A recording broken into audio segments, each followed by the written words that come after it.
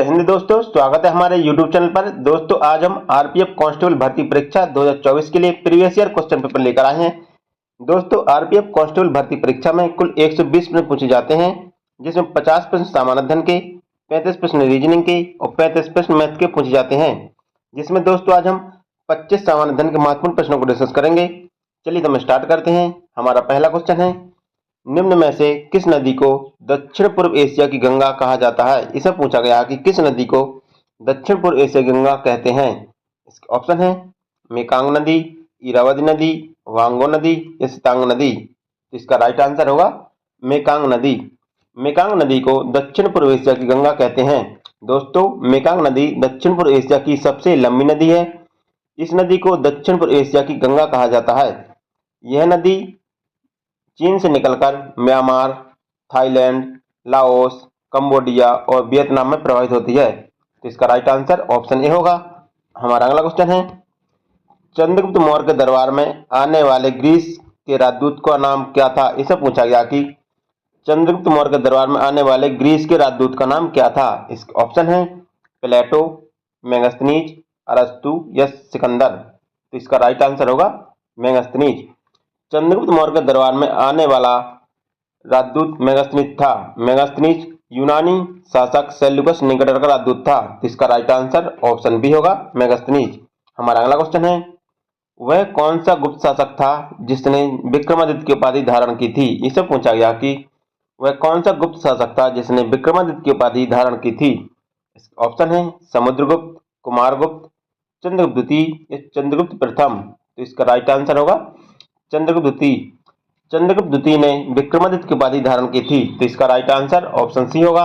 हमारा अगला क्वेश्चन है, किस काल को दक्षिण भारतीय कला का स्वर्ण युग कहा जाता है। इसे पूछा गया कि किस काल को दक्षिण भारतीय कला का स्वर्ण युग कहा जाता है। ऑप्शन है राष्ट्रकूट काल, चोल काल, पल्लव काल या कुषाण काल। इसका राइट आंसर होगा चोल काल। चोल काल को दक्षिण भारतीय कला का स्वर्ण युग कहा जाता है। तो इसका राइट आंसर ऑप्शन बी होगा। हमारा अगला क्वेश्चन है, स्वतंत्र समाचार पत्र के संस्थापक निम्न में कौन थे। इसे पूछा गया कि स्वतंत्र समाचार पत्र के संस्थापक कौन थे। इसके ऑप्शन है मोतीलाल नेहरू, जवाहरलाल नेहरू, एनी बेसेंट या अरविंद घोष। तो इसका राइट आंसर होगा मोतीलाल नेहरू। दोस्तों स्वतंत्र समाचार पत्र के संस्थापक मोतीलाल नेहरू थे। उन्होंने वर्ष 1919 में इसका संपादन अंग्रेजी भाषा में किया था। तो इसका राइट आंसर ऑप्शन ए होगा। हमारा अगला क्वेश्चन है, ट्रांसफार्मर की खोज निम्नलिखित में से किस वैज्ञानिक ने की थी। इसे पूछा गया कि ट्रांसफार्मर की खोज किस वैज्ञानिक के द्वारा की गई थी। ऑप्शन है वाल्टर हंट, माइकल फेराडे, जी मैरीकॉन या स्पेंगलर। तो इसका राइट आंसर होगा माइकल फेराडे। ट्रांसफार्मर की खोज माइकल फेराडे के द्वारा अगस्त 1831 में की गई थी। कब की गई थी? अगस्त 1831 में की गई थी। तो इसका राइट आंसर ऑप्शन बी होगा। हमारा अगला क्वेश्चन है, राष्ट्रीय ग्रामीण रोजगार गारंटी अधिनियम निम्न में से क्या नहीं करता है। इसे पूछा गया कि राष्ट्रीय ग्रामीण रोजगार गारंटी अधिनियम है जो क्या नहीं करता है। ऑप्शन है मजदूरी, रोजगार गारंटी, समावेशी समृद्धि प्रोत्साहन, प्रत्येक ग्रामीण परिवार के हर एक वयस्क को एक वर्ष में 100 दिन रोजगार की गारंटी या ग्रामीण परिवारों की जीवन की सुरक्षा में वृद्धि। तो इसका ऑप्शन जो होगा सी गलत होगा कि प्रत्येक ग्रामीण परिवार के हर एक सदस्य को 100 दिन की रोजगार गारंटी देता है। जो ग्रामीण रोजगार गारंटी योजना है वो हर एक सदस्य को नहीं देता, बल्कि प्रत्येक परिवार के एक सदस्य को गारंटी देता है 100 दिन की। इसका राइट आंसर ऑप्शन सी होगा, जो गलत होगा। हमारा अगला क्वेश्चन है, भीमबेटका भारत के किस राज्य में स्थित एक पुरापाषाण गुफा आवास है। इसे पूछा गया कि भीमबेटका गुफा है जो भारत के किस राज्य में है। ऑप्शन है कर्नाटक, महाराष्ट्र, मध्य प्रदेश या उत्तर प्रदेश। तो इसका राइट आंसर होगा मध्य प्रदेश। भीमबेटका गुफा जो मध्य प्रदेश के रायसेन जिले में स्थित है। तो इसका राइट आंसर ऑप्शन सी होगा। हमारा अगला क्वेश्चन है, भारत में राष्ट्रीय गान को संविधान सभा द्वारा कब ग्रहण किया गया। इससे पूछा गया कि भारत में राष्ट्रीय गान को संविधान सभा के द्वारा कब ग्रहण किया गया। ऑप्शन है 15 अगस्त 1947, 1 जनवरी 1948, 24 जनवरी 1950, 26 जनवरी 1950। इसका राइट आंसर होगा 24 जनवरी 1950। भारत में राष्ट्रीय गान को संविधान सभा के द्वारा 24 जनवरी 1950 को ग्रहण किया गया। दोस्तों, भारत का राष्ट्रीय गान जन गण मन है और इसके रचयिता रविन्द्रनाथ टैगोर हैं। भारत में राष्ट्रीय गान को संविधान सभा के द्वारा 24 जनवरी 1950 को ग्रहण किया गया। इसका राइट आंसर ऑप्शन सी होगा।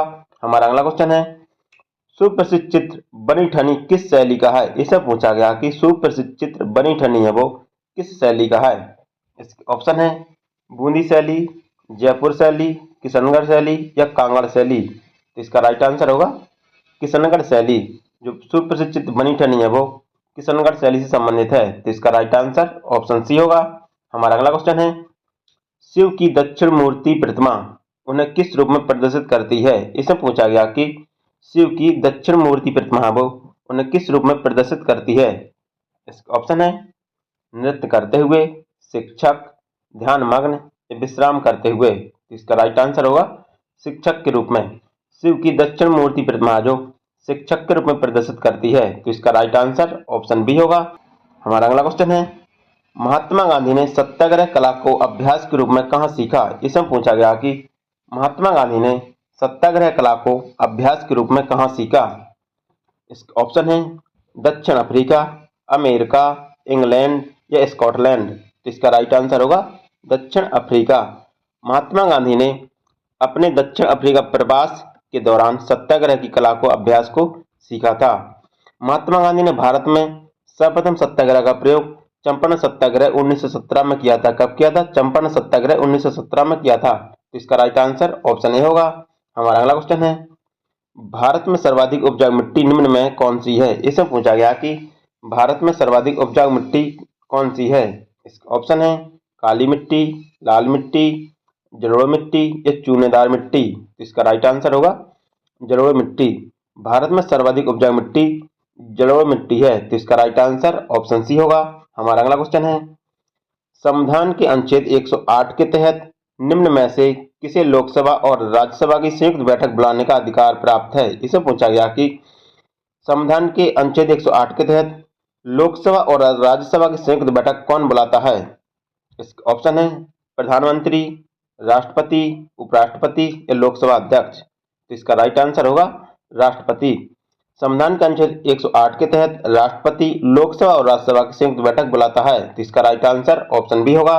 हमारा अगला क्वेश्चन है, 1975 में भारत द्वारा लॉन्च किए गए प्रथम अंतरिक्ष यान का नाम क्या था? इसे पूछा गया कि 1975 में भारत द्वारा लॉन्च किए गए प्रथम अंतरिक्ष यान का नाम क्या था? इसका ऑप्शन है रोहिणी, एप्पल, आर्यभट्ट या भास्कर। तो इसका राइट आंसर होगा आर्यभट्ट। 1975 में भारत द्वारा लॉन्च किए गए अंतरिक्ष यान का नाम आर्यभट्ट था। तो इसका राइट आंसर ऑप्शन सी होगा। हमारा अगला क्वेश्चन है, प्रधानमंत्री आवास योजना की समय अवधि निम्न में से क्या है? इसे पूछा गया कि प्रधानमंत्री आवास योजना की समय अवधि निम्न में से क्या है? इसका ऑप्शन है 2014 से 2021, 2015 से 2022, 2015 से 2025 या 2014 से 2024। तो इसका राइट आंसर होगा 2015 से 2022।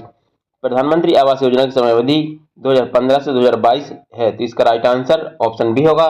हमारा अगला क्वेश्चन है, भारत में सर्वाधिक डिजिटल पंचायत वार्ड निम्न में से किस राज्य में है? इसे पूछा गया कि भारत का सर्वाधिक डिजिटल पंचायत वार्ड निम्न में से किस राज्य में है? ऑप्शन है केरल, राजस्थान, महाराष्ट्र या गुजरात। इसका राइट आंसर होगा केरल। भारत का सर्वाधिक डिजिटल पंचायत वार्ड है जो केरल राज्य में स्थित है। तो इसका राइट आंसर ऑप्शन ए होगा। हमारा अगला क्वेश्चन है, भारत में निम्न में से कौन सी मिट्टी प्रारूप लोहे का अतिरिक्त होने के कारण अनुर्वर होता जा रहा है? इसे पूछा गया कि भारत की कौन सी मिट्टी है जो प्रारूप लोहे के अतिरिक्त होने के कारण अनुर्वर होती जा रही है? इसके ऑप्शन है जलोढ़ मिट्टी, पेडोलॉजी, मरुस्थलीय बालू या लेटराइट। तो इसका राइट आंसर होगा लेटराइट मिट्टी। लेटराइट मिट्टी है जो लोहे के अतिरिक्त होने के कारण अनुर्वर होती जा रही है। तो इसका राइट आंसर ऑप्शन डी होगा। हमारा अगला क्वेश्चन है, निम्न में से किसका उपयोग करके पीने के पानी का रासायनिक कीटाणु शोधन किया जाता है? इसे पूछा गया कि किसका उपयोग करके पीने के पानी का रासायनिक कीटाणु शोधन किया जाता है? ऑप्शन है ब्रोमीन, फ्लोरीन, आयोडीन या क्लोरीन। तो इसका राइट आंसर होगा क्लोरीन। क्लोरीन का उपयोग करके पीने के पानी का कीटाणु शोधन किया जाता है, तो इसका राइट आंसर ऑप्शन डी होगा। हमारा अगला क्वेश्चन है, किस एशियाई देश को प्रायः हिमालयी राज्य कहा जाता है? इसमें पूछा गया कि किस एशियाई देश को प्रायः हिमालयी राज्य कहा जाता है। ऑप्शन है भूटान, म्यांमार, चीन और नेपाल। इसका राइट आंसर होगा नेपाल। नेपाल को हिमालयी राज्य की संज्ञा दी गई है, तो इसका राइट आंसर ऑप्शन डी होगा। हमारा अगला क्वेश्चन है, गदर पार्टी के संस्थापक निम्न में से कौन था? इसमें पूछा गया कि गदर पार्टी के संस्थापक निम्नलिखित में से कौन सा था। इसका ऑप्शन है भगत सिंह, बाल गंगाधर तिलक, लाला हरदयाल या सचिंद्रनाथ सन्याल। इसका राइट आंसर होगा लाला हरदयाल। गदर पार्टी के संस्थापक लाला हरदयाल थे, तो इसका राइट आंसर ऑप्शन सी होगा। हमारा अगला क्वेश्चन है, पटेटी किसका त्योहार है? इससे पूछा गया कि पटेटी है जो किसका त्योहार है। ऑप्शन है सिख, पारसी, बौद्ध या जैन। इसका राइट आंसर होगा पारसी। पटेटी है जो पारसियों का त्योहार है, तो इसका राइट आंसर ऑप्शन बी होगा। हमारा अगला क्वेश्चन है, पूर्व की ओर बहने वाली भारत की निम्नलिखित नदियों में से किस एक में निम्नावल के कारण भ्रंश घाटी है? इसमें पूछा गया कि पूरब की ओर बहने वाली नदियों में से किस नदी में निम्नावल के कारण एक भ्रंश घाटी बनाती है। इसके ऑप्शन है यमुना, सोन, महानदी या दामोदर नदी। इसका राइट आंसर होगा दामोदर नदी। पूर्व की ओर बहने वाली नदियों में दामोदर नदी है जो भ्रंश घाटी बनाती है, तो इसका राइट आंसर ऑप्शन डी होगा।